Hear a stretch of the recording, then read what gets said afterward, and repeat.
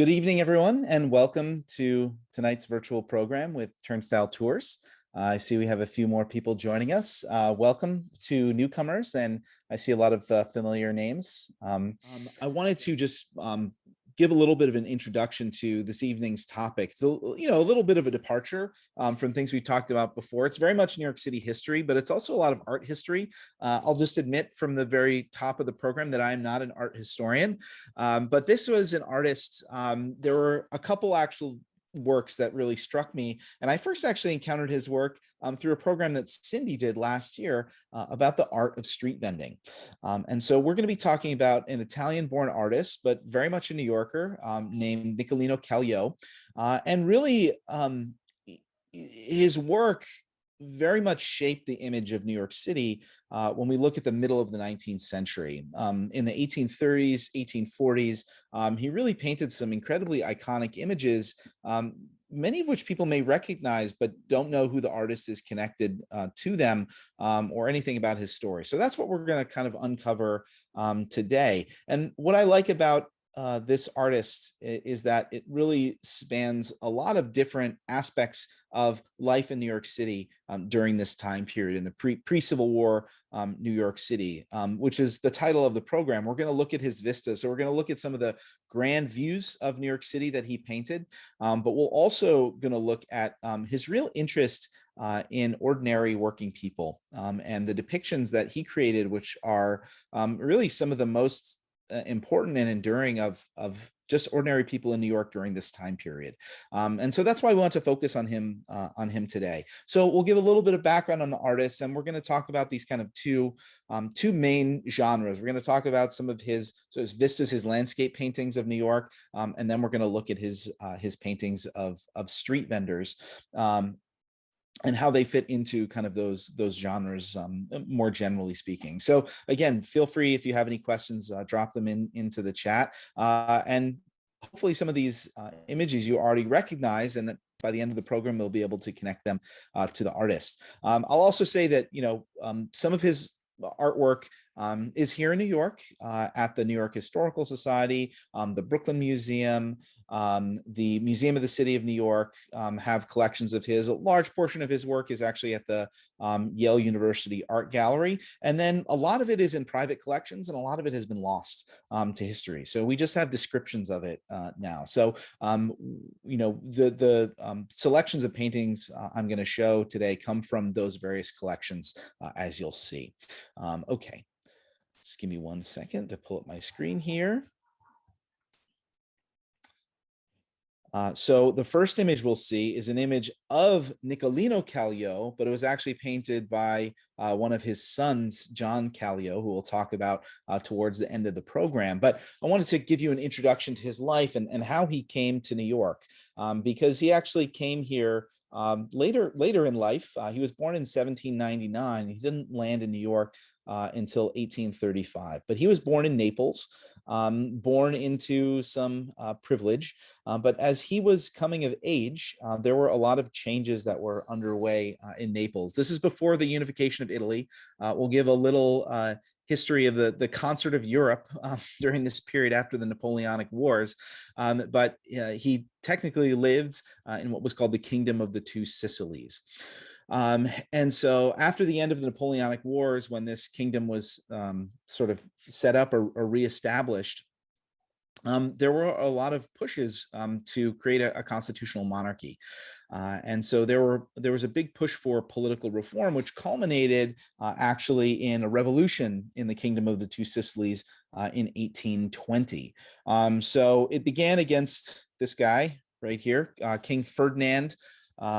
By this time, he was known as King Ferdinand I after his kingdom had been reestablished.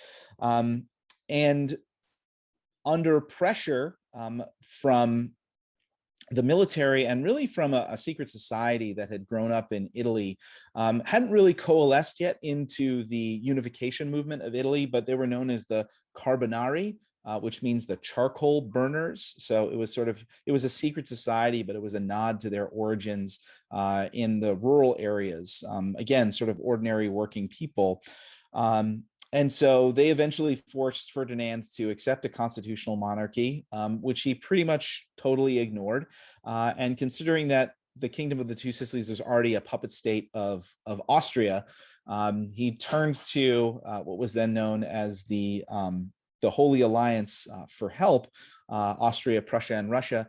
And Austria intervened on his behalf, and in March of 1821, basically got rid of the constitutional monarchy and returned to an absolute monarchy under his control. As a result, there was a great purge of anyone who'd been involved in the revolution. And so that's where Calyo kind of gets caught up in things and has to flee. So he has to flee his hometown of Naples, and he eventually ends up kind of traveling around Europe. Again, he had some means from his family. He actually ends up studying, he ends up studying painting.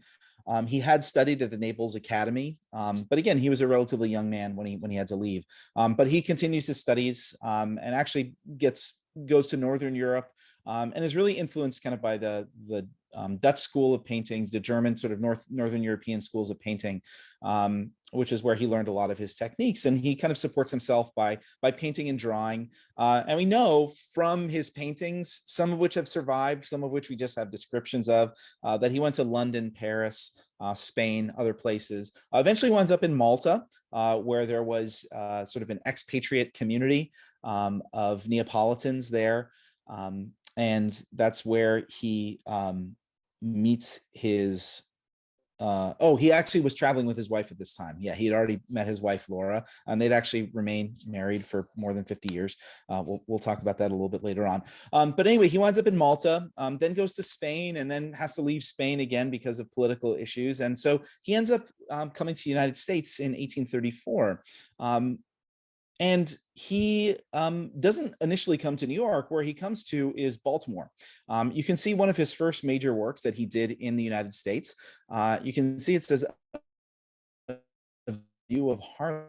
But this is not Harlem in Manhattan. This is actually Harlem Park in Baltimore. One of his early patrons was a doctor named Thomas Edmondson.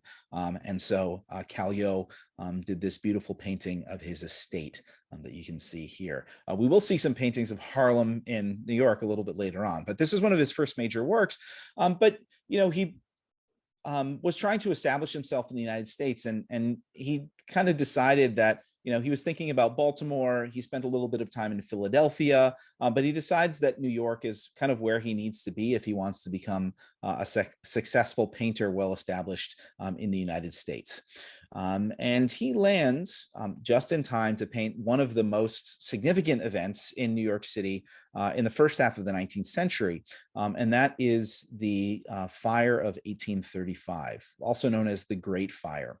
So this took place in December 16th and 17th on that night in 1835.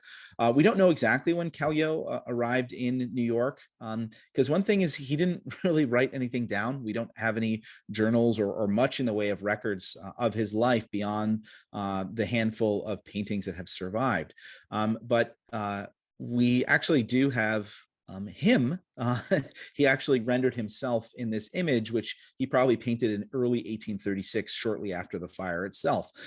There are some extant drawings that he had done, maybe on the actual night of the fire, to sketch out the shape of things.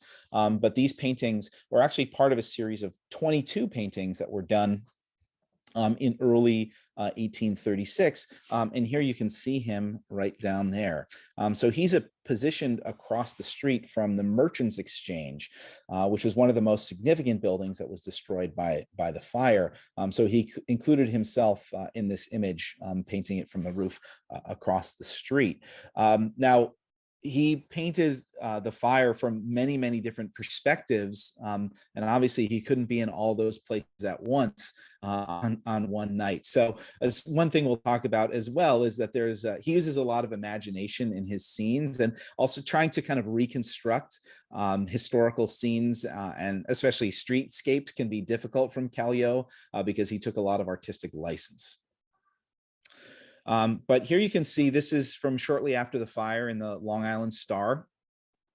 which shows the damage of the fire.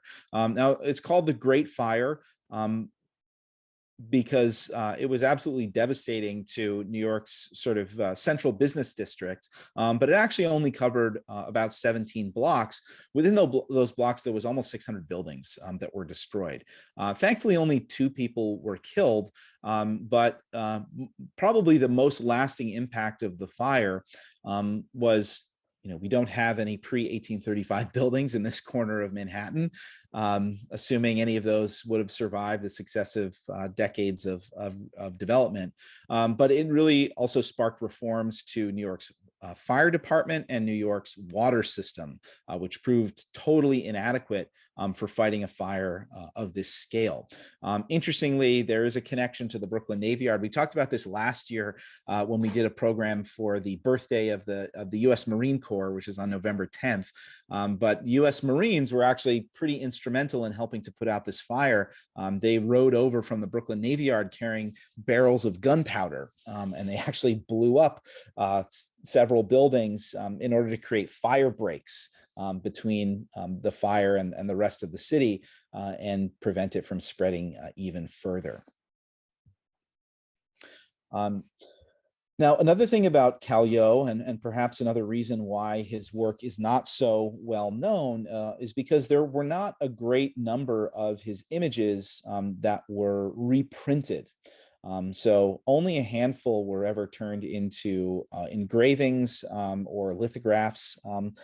These ones were done by a pretty well-known lithographer of the time, a guy named William James Bennett, as you can see here. And so this is another depiction, another corner of Lower Manhattan showing the fire. So beyond this, almost all of the images that we're going to see for the remainder of the presentation this evening are actually paintings. They're not prints. He was sort of, at the very beginning of what would become a pretty popular genre and really take off in the 1840s and 50s was these sort of, disaster lithographs. And many of the really well-known early lithographs of Currier and Ives would be of scenes just like this one, although they didn't happen to reprint any of Calyo's paintings as far as I know. Here we can see another image. This one is taken from Brooklyn. And as far as we know, this is actually a pretty faithful rendition of this corner of Brooklyn. You can see here, it's called A View of the New York Fire Taken Near the Mill. What that refers to is Hezekiah Pierpont's Anchor Gin Mill, or what had been at that location. And so there was a windmill located there right at the foot of Drolemont Street in Brooklyn Heights. And so you can see the people gathered along the shore watching the conflagration, which reportedly at the time could be seen as far away as Philadelphia. Not a lot of light pollution in between New York and Philadelphia back in those days to block your view. But yeah, so by the time that this was done, though, in 1835, 1836, this mill was no longer producing gin. It was actually producing candles, if I'm not mistaken. So, he was interested in sort of depicting this from multiple perspectives. And several of those 22 paintings, some of them were sort of the exact same scene, but he would put them on display at many locations around Brooklyn and New York City, and also take them on tour later on. So again, these works would really help to establish his reputation for this type of landscape painting. And you can sort of break the series of the Great Fire paintings into kind of 3 different categories. One is images of Lower Manhattan, of the fire. The second is images from Brooklyn, and then the third are the images of the aftermath. As you can see here, this is also taken from Brooklyn Heights. I'm not exactly sure of the exact location here. If we can compare them, looks like a little bit maybe further down the coastline from Drolemont Street. You can see Manhattan looks a little bit farther in the distance here. But this also shows what would become one of his favorite subjects in New York City, which is the harbor, painting it especially from Brooklyn and also from over in New Jersey and Hoboken. Speaking of which, this was another one of the works that really drew me to him because, the Brooklyn Navy Yard, before the age of photography, we don't have a great deal of images of it. And so this is one of the very, very early images. I know we do have a pencil drawing that was done around 1808, and there's a handful of woodcuts and other things that, and it also appears on historical maps, some of which are drawn with images of the buildings and things like that. But this is one of the very earliest paintings that we show that we have of the Brooklyn Navy Yard. And so where we're standing here is, if I'm going to take a guess, it's probably right around where Clinton Avenue and Flushing Avenue are today. And so we're looking basically north roughly. And so we can see the bend of the Wallabout Bay. I could be completely wrong. I'm just basing this on the position of the hospital, which we can see over here. And then over on the far side, we can see the actual shipyard itself and the shipways, which are sort of turned away from us. So you can see these structures right here. These are known as the ship houses. And so this is where the ship construction was done underneath a covered roof where you would have a slip or basically a ramp that the hull of the ship would be built on and launched into. And those were facing northeast, basically, and it seems that they're in that orientation here. So we're probably, you can see this gate right here where this gentleman is walking through. That's probably right about where the vehicle gate is today at Clinton Avenue, where all the trucks come into the Navy Yard. And then on the right, you can see the Naval Hospital. We don't know the exact date of this. That hospital was built in 1838. And you can see the kind of central cupola, although the rest of the building looks very, very different from this. If you're familiar with the building, it's actually sort of a Greek Revival building with this colonnade in the front of these marble facaded columns. It's an all brick building. Perhaps at one time it did have a wooden porch that was built into that colonnade. But it doesn't really look like this. So again, it could be him taking some artistic license. It could have been done prior to 1838 when that building was completed.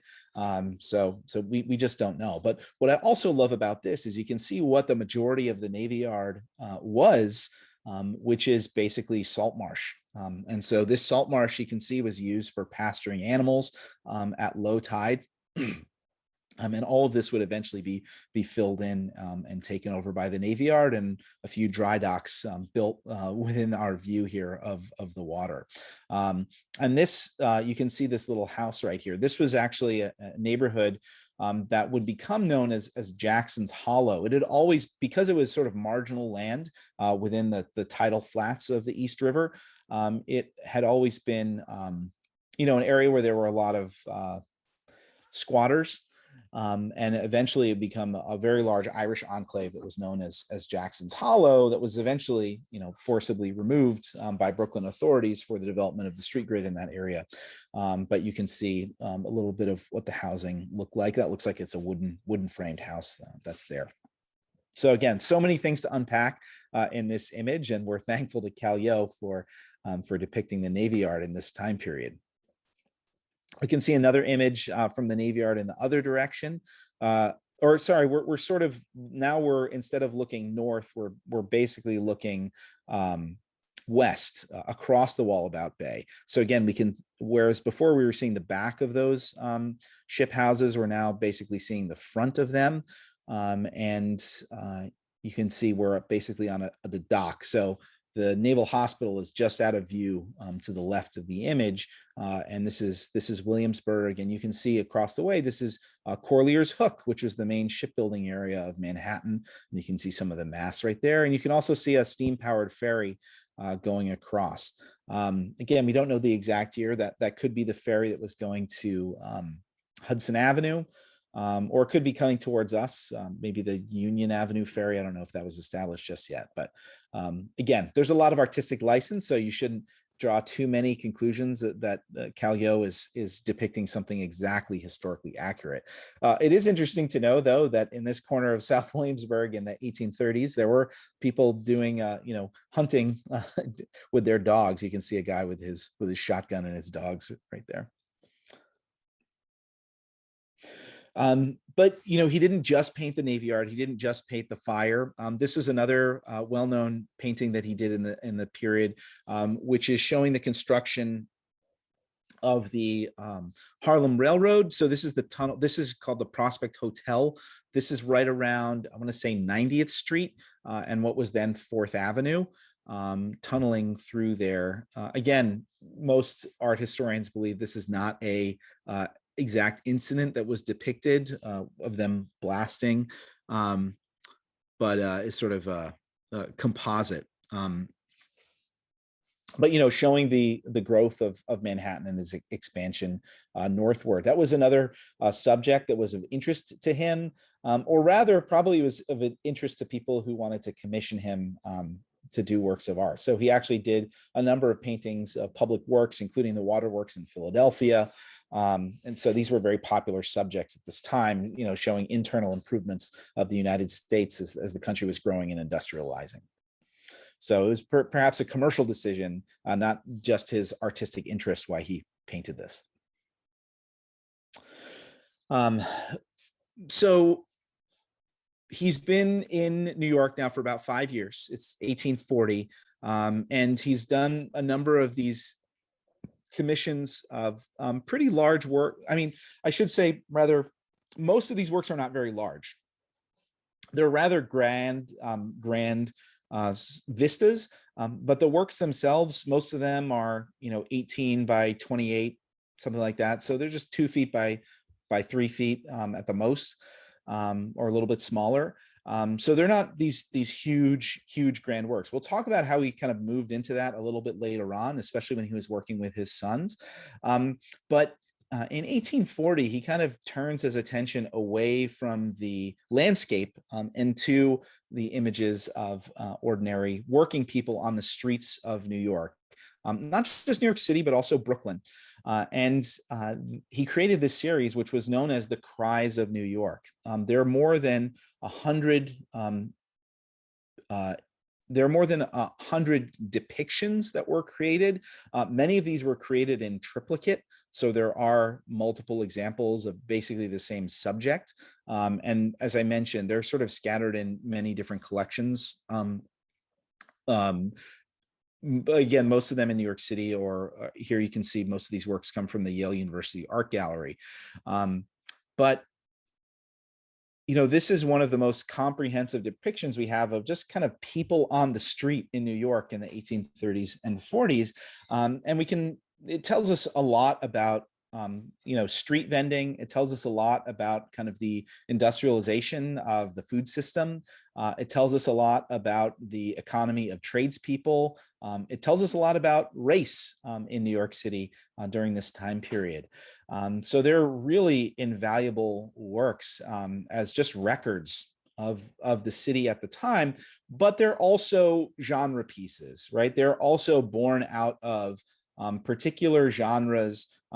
We'll talk about some of the racial genres of this particular time period in the first half of the 19th century that they sort of play on, but also genres that go way back in Europe, particularly this whole notion of cries and depictions of ordinary tradespeople, which historically, were not major subjects of artworks.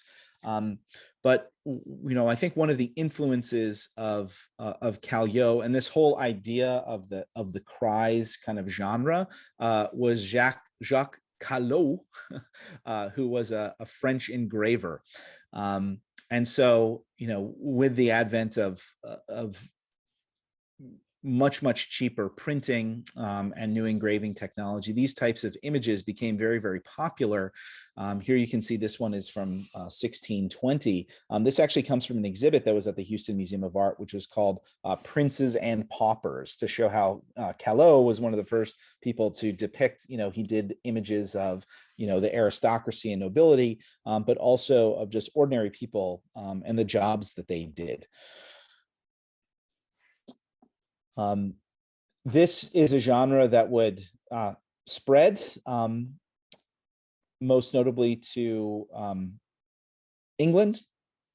And this was a series called The Cries of London, not surprisingly, actually done by a Dutch engraver named Marcellus Laroon. And so here you can see an image of a chimney sweep, which is another kind of character in this genre that we'll see come up again and again. And eventually the Cries of London evolved into one of the very first children's books, which was, these images were originally created as cards. So they might be larger sheets, but mostly they were cards that people collected.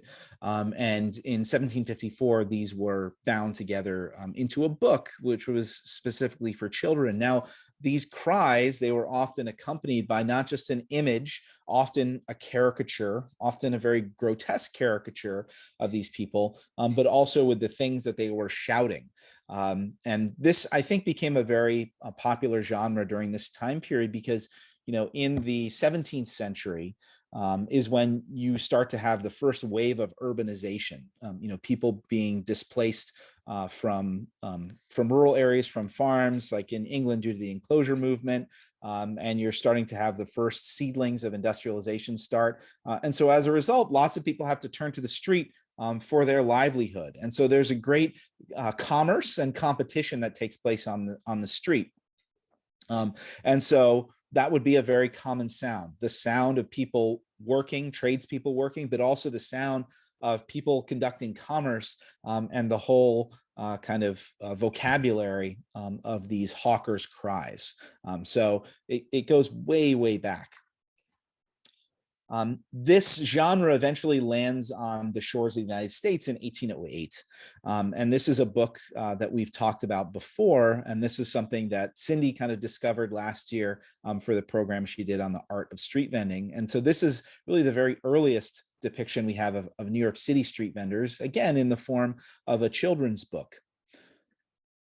And so here you can see a strawberry seller, and you can see underneath it, it has the call that they would make for selling pineapples. Bob has a question here. I just saw it here. I want to go back to one of the earlier images. Thanks for mentioning that. Because you notice one thing here, which is what they're actually selling, which is root beer. And Bob asks, was root beer hard at that time? As far as I know, it wasn't. But what you're starting to see, and you see in these images, is actually kind of the, people starting to sell what you could consider industrial products on the street. So it wasn't just sort of handmade, hand-baked things or hand-picked fruits and vegetables, but actually there's another image, which I don't think we have in the presentation, that shows another root beer seller who actually, this guy is, selling them out of casks that are on his cart and a glass, and I'm sure not a very sanitary glass. I'm sure that just went to the next person. It actually reminds me, living in Russia, in the Soviet Union, it was a common thing that a vending machine did not dispense bottles or cans, but it actually had a glass, and you put it underneath and you put your money in, and then it came out of a spigot. And then you drank it, and then they had a little thing that you could run water over it and you put it back. But it's kind of probably worked like that. But anyway, one of the other images, it shows actually bottled sodas, all in kind of uniform bottles, which was for non-alcoholic beverages is probably a probably a relatively new thing back in those days. So again, you're seeing the kind of transition of the food system through these images as well. So thank you for that question. Yeah, and of course, pineapples was not something that grew in New York State. So they also had to come from very, very far distances. So back in 1808, this was just when pineapples were starting to fall in price. In the 18th century, they were astronomically expensive and really just a food of the wealthy. And it's why they became actually a popular motif in a lot of things like furniture and silverware and stuff like that. But by the time of 1808, they were becoming a more accessible food. Another neat thing about Calyo's depictions is that many of them are for actual people. So they have people's names on them. And so here you can see a butcher, Charles Brown. And again, this may have been for some commercial interests in that he was hoping that people might commission him to do more paintings of their businesses, or it was commonplace for people to produce cards. So these images could be reproduced for sort of a business card or a small advertisement that the businesses could use. Again, I don't know of any surviving evidence of reproductions of these paintings. I could be wrong, but that could be the reason why they're directly identifiable. You can see another one here, the charcoal cart by Charles McDougan. Also interesting kind of nod to Calyo's earlier life in Naples when he was a member of the Carbonari, which is that secret society, which was known as the charcoal burners.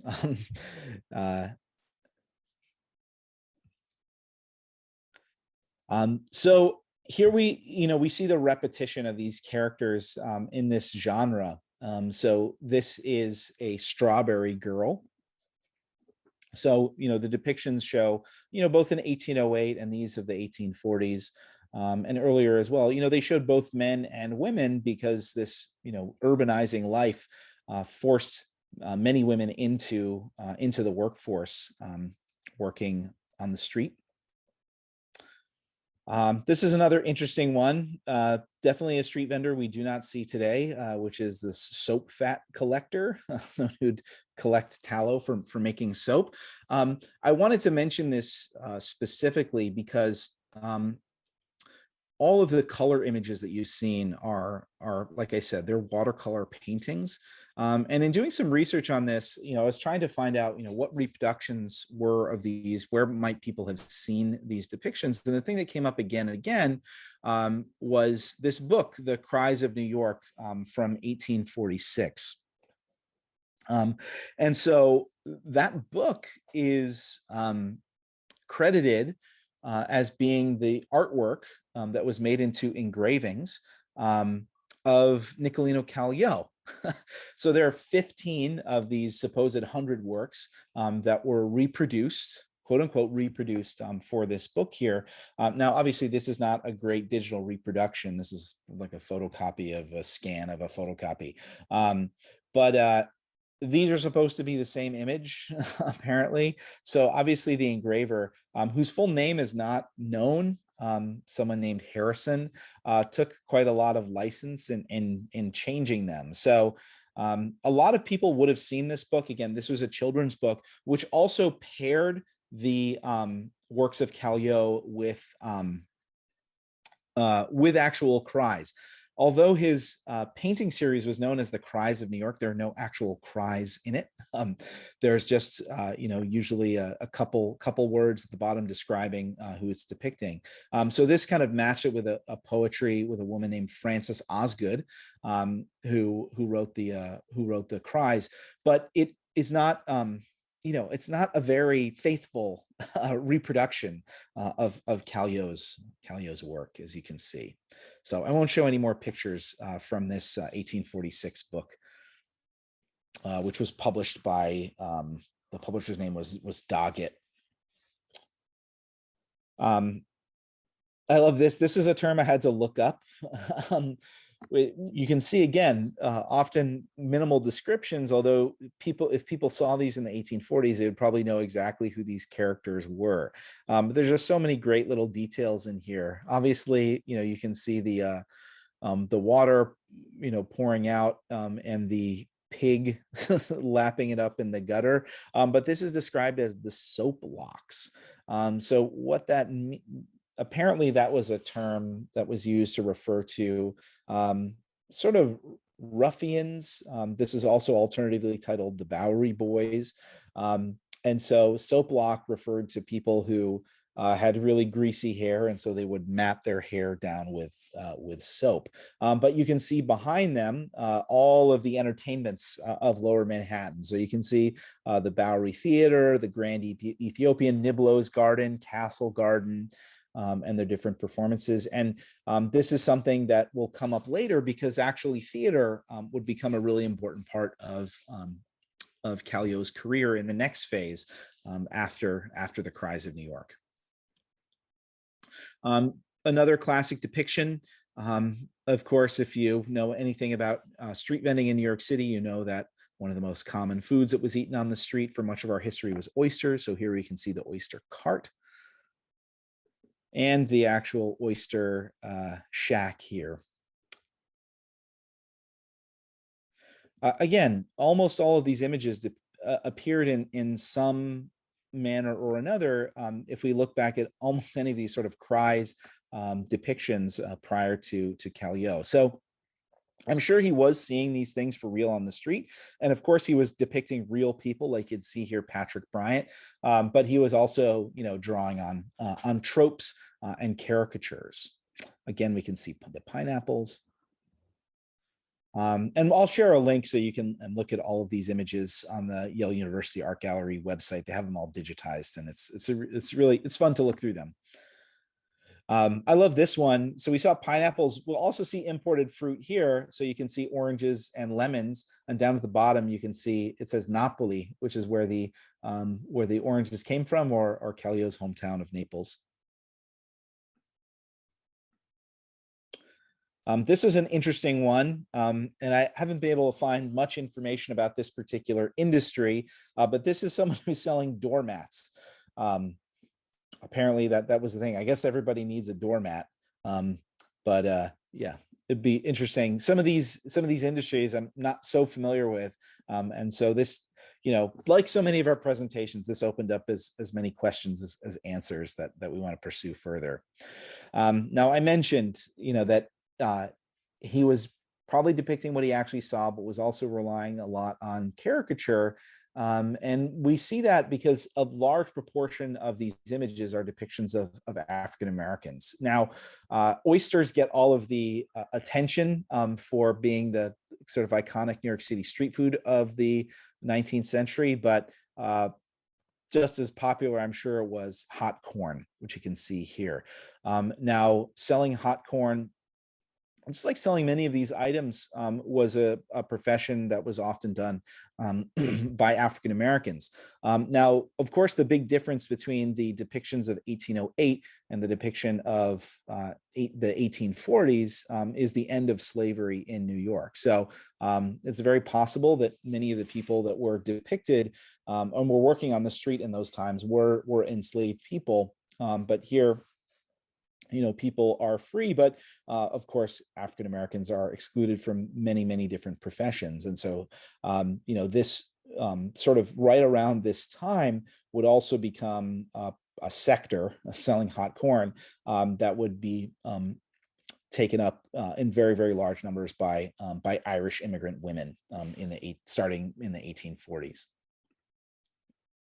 But interestingly about Calyo is that he did not exclusively depict African Americans in this caricature style. And in fact, we see many of his depictions that are somewhat unique for the time period, and very thoughtful. And you can see real, the broad spectrum of the African American lived experience in New York. And Calyo, I think it's, one of the most extensive depictions of of Black people in New York prior to the Civil War. And so here we can see servants at a pump. This is actually a painting that is, I don't believe it's on display, but it is owned by the National Museum of African American History and Culture. And you can see people gathering, conversing, perhaps a couple families coming together. You do see one person over here dressed in white, who it looks like is maybe the nurse to a white child. But it's, a very, I think, human depiction. This is Brooklyn, as far as we know, although the church that's there doesn't really match any churches from the time period. So again, there was probably some artistic license taken. So we're going to contrast this image with some of Calyo's other images, but also depictions of the time period by other artists. But I think this is a really, really, really beautiful painting. Now, one of the most common professions for African-American men was chimney sweep. Chimney sweep was a very, very dirty, thankless profession. And it was extremely, extremely difficult and dangerous labor, which was very, very damaging to people's health as well. And so again, I think these are some of the most human depictions of Calyo, of any of the people that he depicts in the Cries of New York series. On the left, we can see the chimney sweep, and you can see he's also identified by name, George Cousin. So he was painting a real person. And on the right, you can see the chimney sweep at rest. So trying to get a little bit of rest, maybe having to cover himself up, not just because it was cold, but because he was getting soot everywhere. But just trying to get a little bit of repose after a hard day's work. So I think these are some really striking images here. Now, if we look at a painting that we've probably all seen if you've been on any of our virtual programs, but one of the most famous depictions of Brooklyn, and again, one of the few depictions we have sort of city life in this antebellum period. So this is Francis Guy's winter scene, one of a series of images that he depicted of his street, looking at Front Street and Fulton Street in what's today Dumbo. And here again, you can see kind of a contrast of depictions of African Americans here, because you can see most of them in the foreground here, and you can see this caricature, comical scene, which was commonplace at that time. And these type of depictions would evolve during this time period in the 1830s, into a whole theatrical art form of minstrelry. But you can see its origins in these types of depictions here. There's the dog that's sniffing him as he fell down on the ice, and his friend is laughing at him. But there's another African American. Now, all of the people in this image, which hangs in the Brooklyn Museum, are named. So Brooklyn was a small enough town in 1820 that basically could know everybody, with the exception of these African-American figures in the foreground. But there is another African-American figure back here who is named Samuel Foster, and you can see what he's doing. He is a chimney sweep. Very, very common depiction of the time, but not just depicting corn sellers and chimney sweeps. Here you can see another common profession of the time period, which is of a shoe shiner. But on the right, you also see a depiction of, it says here, the Negro dandy. So, someone who was of means. And interestingly, this could be a depiction of Samuel Foster, because as we know, thanks to the research of the Center for Brooklyn History, that, they kind of tracked down Samuel Foster later in life. He was at some point in his life an enslaved person. He became free, and he actually owned a pretty substantial amount of property for the time by 1850, when he appears again in the census. So again, he's kind of depicting a broad spectrum of the African-American experience in New York City, which is something that I really appreciate. And again, in contrast to earlier depictions, Alexander Anderson was also someone who sort of worked in this genre, but in woodcuts. Probably the first great American woodcut engraver printer. And here you can see a depiction, again, during the period of slavery, of an African-American chimney sweep again. Another contrast to this image and the image of Samuel Foster here, as I should mention, is that George Cousins was actually using a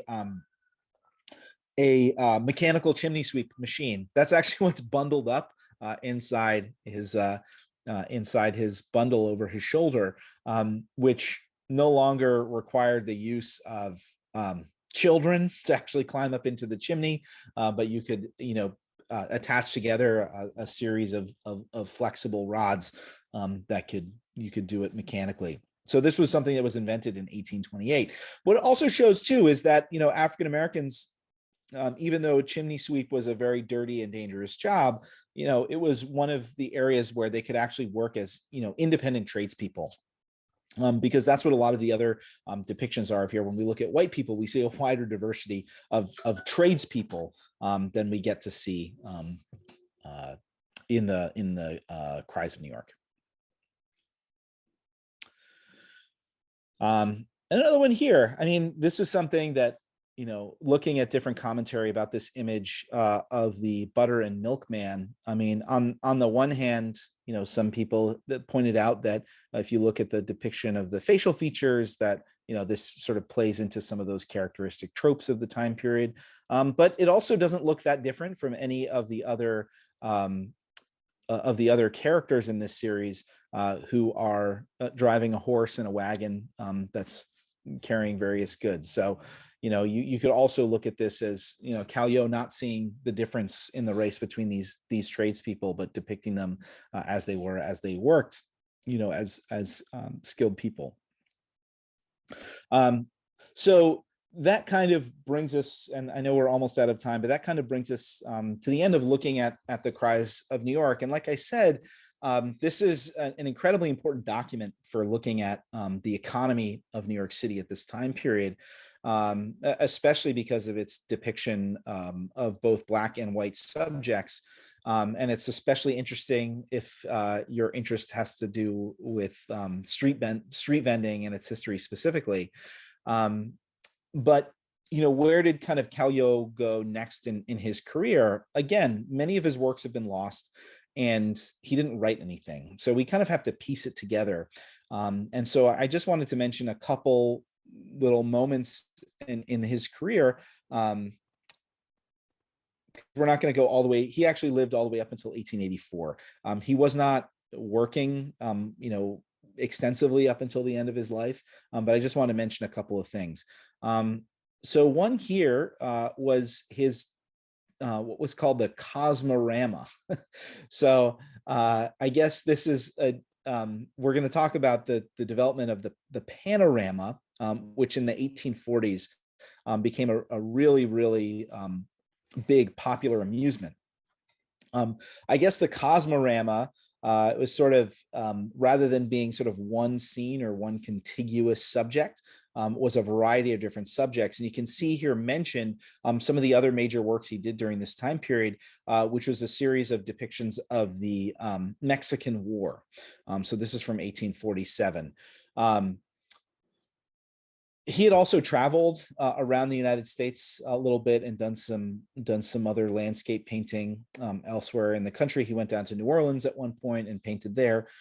So this is sort of a collection of you can see different depictions here. But the following year, he kind of took on a major project, and I am so sad that, as far as I know, this does not exist anymore. But he painted, and we're not sure exactly of the format or the size of it, but a panorama that was supposedly depicted all 400 miles of the Connecticut River, from the Connecticut lakes all the way down to Long Island Sound. And if you know, this is a subject of particular interest to me because I paddled half the length of the Connecticut River when I was in high school, and we did a virtual program on it. And I went out in my canoe on the Connecticut River for a program. So I would absolutely love to see this. There is a book that describes it and has some images of it, but I haven't been able to get my hands on a physical copy of it yet. So I don't know what we know about what this actual work looked like, but I would absolutely love to see it because it sounds totally amazing. And so this was put on display. And again, this was kind of the one of the popular entertainments of the time, where kind of panoramas. This was one done by Russell and Purrington, that they actually have they have the whole thing basically at Mystic Seaport. Many of them haven't survived because they were these huge bulky rolls of canvas that no one wanted to keep because people weren't interested in them anymore. But essentially they would be on spool. As you can see, it's almost like a giant scroll, and then it would turn and go sort of around, in this case, around the world. This is a depiction of a whaling voyage. And what you're seeing here is Fayal in the Azores. Actually, at one point in his life, Calyo spent time in the Azores as well. But yeah, so you could come and watch this as it would go through, and there would be narration. This would be kind of supplanted in the following generation, especially after the Civil War, with the cyclorama. So rather than be some sort of a unidirectional kind of depiction, a cyclorama would be an actual 360-degree round painting. And so these became very popular for depictions of battles of the Civil War. You can actually still see one. I believe the cyclorama, the Battle of Atlanta, is still around. Again, when I lived in Russia, there's one of the Battle of Borodino from the Napoleonic Wars in Moscow. And so in Boston, they still have the surviving cyclorama building, but you can see the painting is no longer on display. But we used to have one in Brooklyn too, the Great Cyclorama, which was in downtown Brooklyn, but that building has not survived. It was built around 1871, I think, after the Civil War. So Calyo kind of tried to get into these new genres of these vast public paintings. That could be, it was like a theater event that you would go and see them on display. But really, around this time, around 1848, is actually when he goes into business with his sons. Actually, two of his sons, John and Hannibal, and one of his sons-in-law, Giuseppe Allegri, and they went into the painting business, largely painting theatrical scenes, but for actual theaters.